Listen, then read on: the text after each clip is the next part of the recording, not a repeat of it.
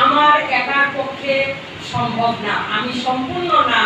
41 জন সবাই একসঙ্গে যখন কাজ করবে, প্রতিটি বিভাগ থেকে সহযোগিতা করবে।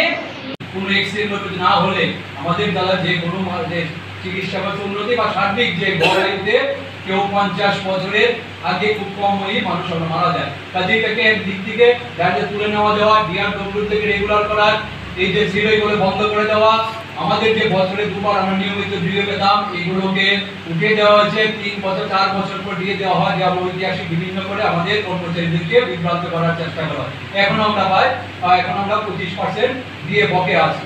আপনারা দেখুন 2018 সালে যখন ব্রাহ্মণ সকাল যায় তখন 45-40% ভোট ছিল।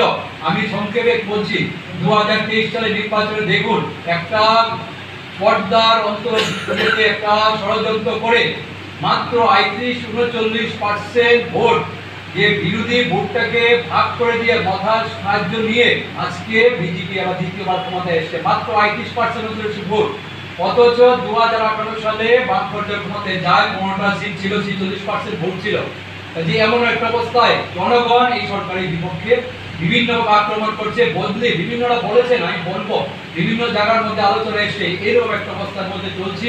বিভিন্ন দিক থেকে আমরা এর মধ্যে আমাদেরকে